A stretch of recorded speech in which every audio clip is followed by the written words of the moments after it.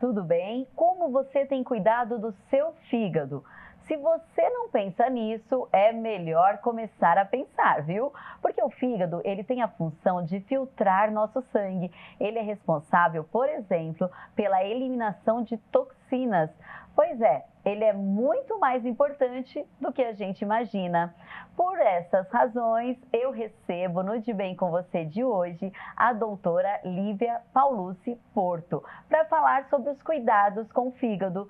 Tudo bem, doutora Lívia? Oi, Gisele, tudo bem? Obrigada pelo convite. É um prazer estar aqui esclarecendo um pouquinho mais sobre uma situação da nossa saúde tão importante, que é o nosso fígado. Nós que agradecemos. Doutora, quais são as funções do fígado para a gente explicar melhor para os telespectadores? Bom, o fígado ele tem inúmeras funções extremamente importantes para o nosso corpo. O fígado ele filtra o nosso sangue, como você já disse, ele tem a capacidade de pegar algumas toxinas que talvez não fizessem bem para o nosso corpo e transformar de uma forma mais benéfica para a nossa saúde. O fígado ele também metaboliza os remédios, tudo que a gente toma de medicamento, de substâncias, passa por ele. O fígado ele produz substâncias importantíssimas para o nosso corpo, proteína, colesterol, a bile, dentre outras inúmeras funções importantes que o fígado tem. Doutora Lívia, quais são as doenças mais comuns que atingem o fígado? As doenças mais comuns no fígado, então, as hepatites virais, principalmente hepatite B, hepatite C. As doenças alcoólicas, então, o etilismo crônico tem chance sim de ter muitas doenças no fígado. A gordura no fígado, que é uma doença com impacto hoje social muito grande. E outras doenças mais raras, autoimunes e outras doenças metabólicas também. Perfeito, doutora, muito obrigada. E antes da gente continuar a entrevista aqui, gente, eu não posso deixar de agradecer que além da doutora Lívia, eu também conto com a tradução em Libras da Tamires Caetano, tá aqui, ó, do meu ladinho. Tamires, muito obrigada pela tradução. E é importante falar, né? A TV Câmara conta com essa acessibilidade em toda a nossa programação. De volta aqui para o estúdio, doutora Lívia, como que as pessoas podem perceber, de repente, que estão com alguma doença no fígado? Quais são os sintomas mais comuns? Bom, Gisele, aqui é um desafio, porque o fígado, ele é muito silencioso. Então, se a gente for esperar desenvolver sintomas para diagnosticar a doença, muitas vezes esse diagnóstico vai ser feito lá na frente, com uma doença já extremamente avançada e muitas vezes já sem cura. Por isso que imagino que o importante é a prevenção. Exatamente, a gente sempre prevenir, a gente sempre está atento com a saúde do fígado, mas pensando nos sintomas, os mais comuns seriam fadiga, mal-estar, inapetência e os sintomas mais graves, que é quando já tem uma doença avançada, a pessoa pode ter icterícia, aquela pele bem amarelada, os olhos amarelados, líquido na barriga, aquele barriga d'água, pode ter sintomas como hemorragia digestiva e outros sintomas mais graves. Mas lembrando que o sintoma a gente não espera ele acontecer. Claro, prevenir é muito melhor, né? Procurar um médico, fazer de repente uma ultrassom, né? Alguns exames que fazem parte dessa rotina, né, doutora? E antes da gente continuar essa conversa super importante sobre a saúde do fígado, eu te convido para assistir uma reportagem da Dani Rivas. Olha só, ela foi até as ruas de São José dos Campos para entender como as pessoas estão cuidando da saúde do fígado. Doutora, vamos conferir aqui? E aí, Gigi, tudo certo? Espero que você esteja bem.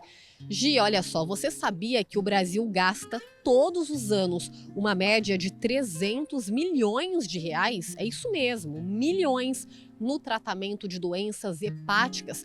É o que aponta um estudo realizado pela Universidade Federal de Minas Gerais. E a gente sabe que o fígado, por exemplo, é um órgão muito importante do nosso corpo e é afetado por essas doenças, né?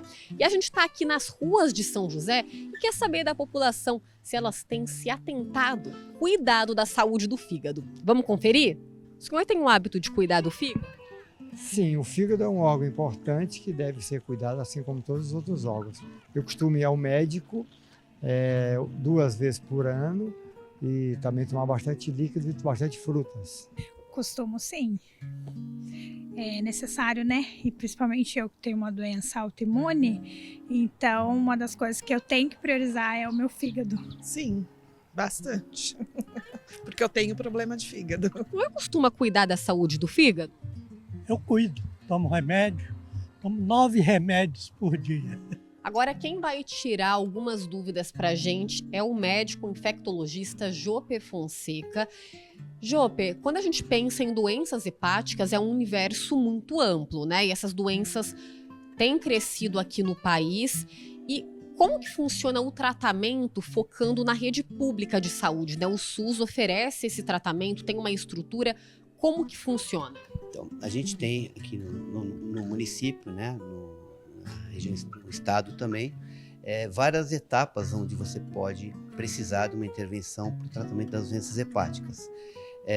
O alcoolismo é uma causa muito importante de doenças que vão levar à cirrose.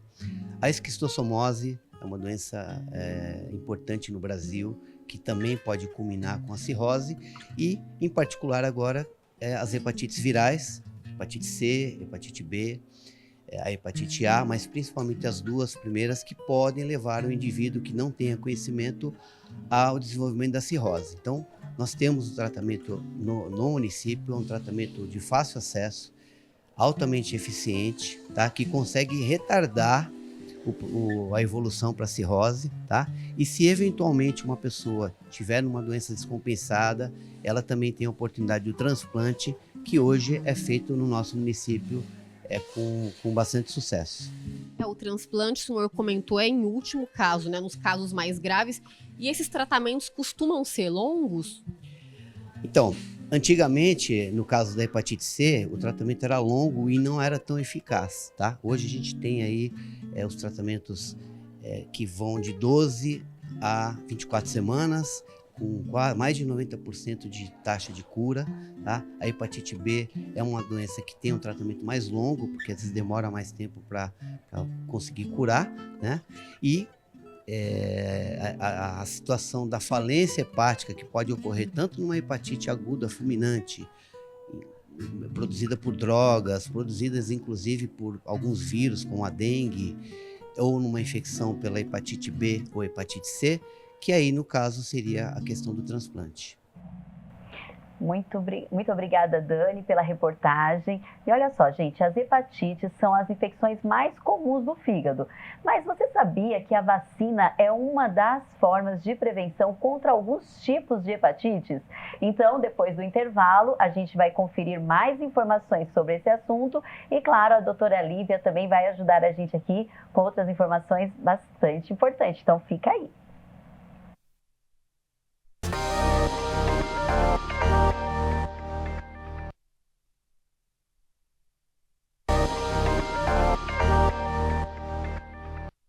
Estamos de volta e saúde do fígado é tema do De Bem com Você de hoje. A principal forma de prevenção da hepatite é por meio da vacinação. E agora a enfermeira Cristina Alvarenga explica quais são as vacinas para a prevenção da hepatite que estão disponíveis de forma gratuita pelo SUS. Doutora Lívia, vamos conferir? Vamos.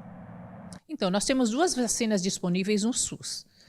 Nós temos a vacina de hepatite B, que o bebê nasce, já recebe a primeira dose no hospital, depois ele toma mais 3 doses, conjugada com a vacina pentavalente, que é uma vacina que você tem difteria, tétano, coqueluche, hemófilos e influenza tipo B, que é um tipo de meningite, e a hepatite B. Ele toma 3 doses. Então, para as crianças menores de 1 ano, elas tomam 4 doses no calendário. A vacina de hepatite B está disponível no SUS para todas as idades, de 0 até pacientes com 60, 80, adolescentes, 90 anos. Como que você faz? São 3 doses para você ter o esquema completo. Você faz uma dose agora, 1 mês depois e 6 meses depois. Algumas situações a gente faz essa dose dobrada e 4 doses também, que são para pacientes especiais, como, por exemplo, um paciente renal crônico e um paciente HIV, seja ele positivo ou seja só HIV, sem ser sintomático, né? Você vai fazer 4 doses e essa dose vai ser dobrada. A vacina de hepatite A está disponível no SUS Também, só que a gente faz uma única dose aos 15 meses para as crianças. E você pode também ofertar essa vacina acima dessa faixa etária, que a gente chama pelos Centros de Referência de Imunobiológico Especial, procura essa vacina, né, na unidade básica, mas tem que ter uma prescrição médica, ela tem que se encaixar num critério, são em torno de uns 14 itens, e eu vou me lembrar, pacientes HIV podem tomar, pacientes hepatopatas crônicos, eles têm direito a vacina de hepatite A, pacientes com imunossupressão, eles vão tomar essa dose. E quando você tem vacina disponível, a gente sabe que vacina, água potável, saneamento básico, uma boa educação, uma boa alimentação, né? Atividade física é primordial para a saúde. E quando eu tenho vacina disponível, eu devo tomar, porque é uma forma de prevenção eficaz. As duas vacinas, tanto a como a B, são vacinas inativadas, pouquíssimos eventos adversos. Então, procure uma unidade de saúde para ver se você vai ser contemplado com essas vacinas. Perfeito, muito obrigada, Cristina Alvarenga, pelas informações. E outra informação, os cuidados com o fígado, com a saúde do fígado, são tão importantes que você sabia que o mês de julho conta com a campanha Julho Amarelo, mês de luta contra as hepatites virais.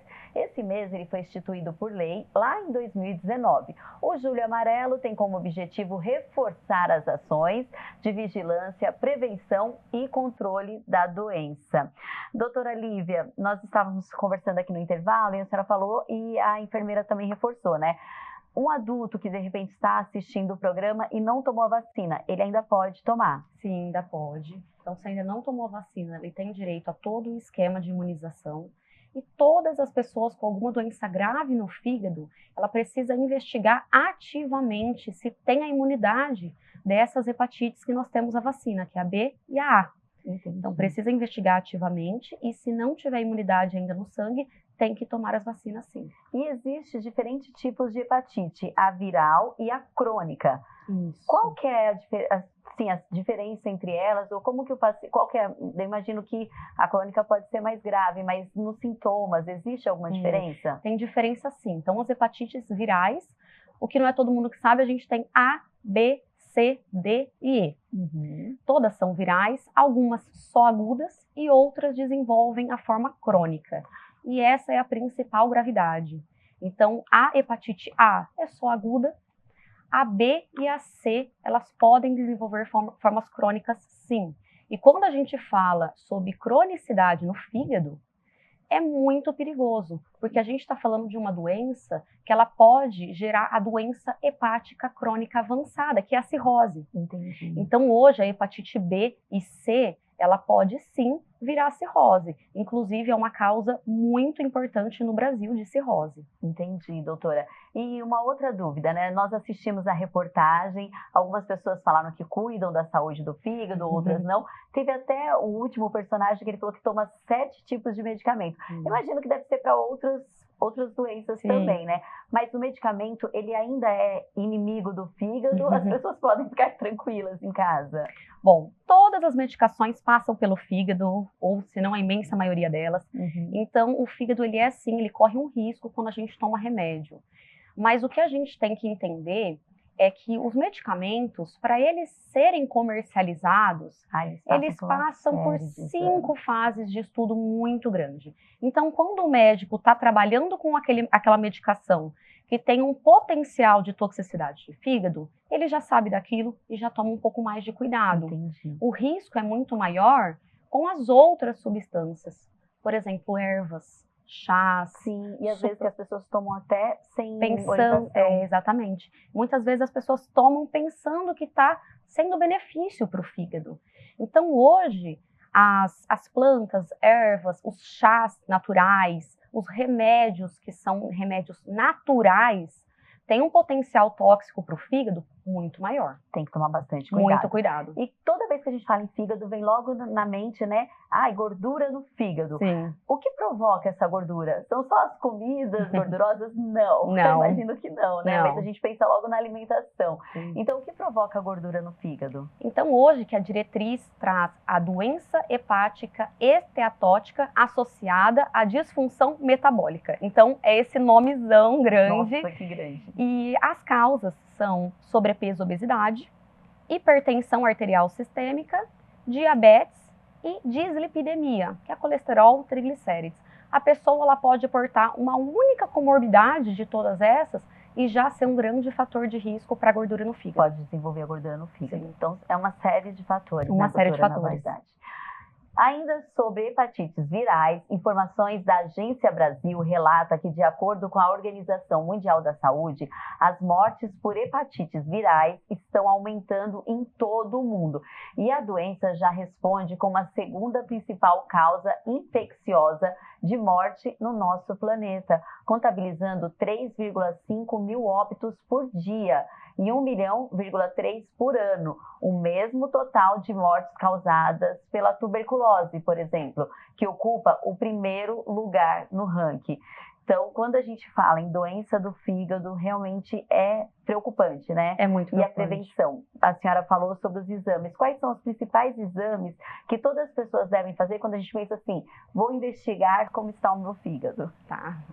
Então, a gente pode olhar o fígado de forma macroscópica, olhar o fígado por um exame de imagem, um ultrassom, uma tomografia, uma ressonância, a depender de cada situação.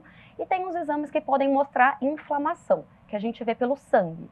Além da inflamação, eles podem mostrar também a função do nosso fígado. O que a gente tem que ter em mente é que exames normais não excluem uma doença de fígado. Então, todas as vezes que a gente tem uma grande suspeita que aquele paciente tem fatores de riscos pessoais ou familiares, não é um exame normal que vai excluir uma doença no fígado. Pode ser alguma doença hereditária, então, também? Pode sim. Então, tem casos de doença na família, vai investigar. Investigar. Obrigada, doutora Lívia. O transplante de fígado é o segundo tipo mais comum de transplante de órgão. E essa é a única opção no caso das pessoas em que o fígado deixa de funcionar. Na volta do intervalo, nós vamos esclarecer algumas dúvidas sobre esse tipo de transplante. Então, fica aí que a gente já volta.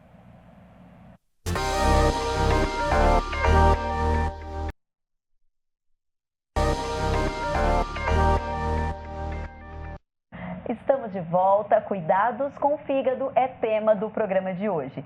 Quando um fígado não funciona bem, o médico pode recomendar um transplante de fígado. E nesse bloco, a doutora Lívia vai esclarecer as principais dúvidas sobre esse tipo de transplante. Doutora, quais são as doenças que precisam do transplante quando o assunto é o fígado? O mais comum é a situação da cirrose hepática. A cirrose hepática é aquela doença no fígado crônica que não tem cura. E em algumas situações da cirrose hepática, quando atingir um nível de gravidade, por exemplo, é uma delas, tem a indicação do transplante. Não são todas que têm.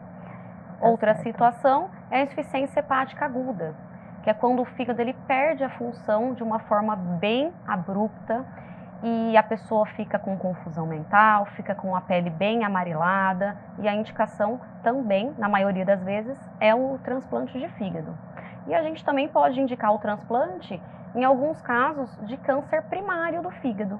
Tem que avaliar caso a caso, individualizar, mas são essas as 3 situações que a gente pode indicar o transplante. Doutora, enquanto uma pessoa aguarda esse transplante, quais são os principais cuidados que ela deve ter? Tá, então, primeiro, os critérios de indicação, que eu falei de forma bem geral, mas, claro, individualizar, cada um tem a sua peculiaridade. O paciente, quando está esperando o transplante, ele tem que passar por uma avaliação de saúde bem extensa, principalmente falando da parte cardiopulmonar.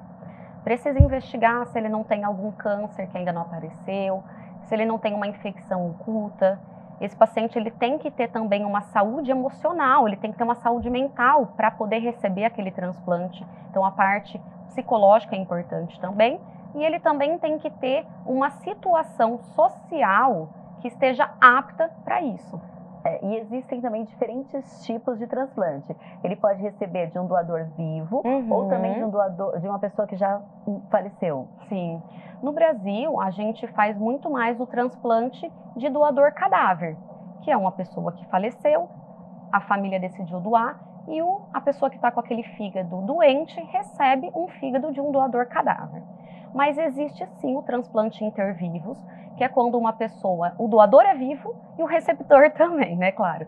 Então, nessa situação, é extremamente individualizado. É menos, a quantidade que a gente faz no Brasil é menos, mas está crescendo. A pessoa que está viva ela tem que estar apta para essa doação, não só o receptor, e é tirado um fragmento do fígado dela e doado para o receptor. Normalmente isso acontece com crianças ou adultos em situações mais específicas. E essa parte que ela doa, ele regenera? Olha, não é que ele regenera, não vai, exatamente, não vai voltar a ter o fígado inteirinho como era.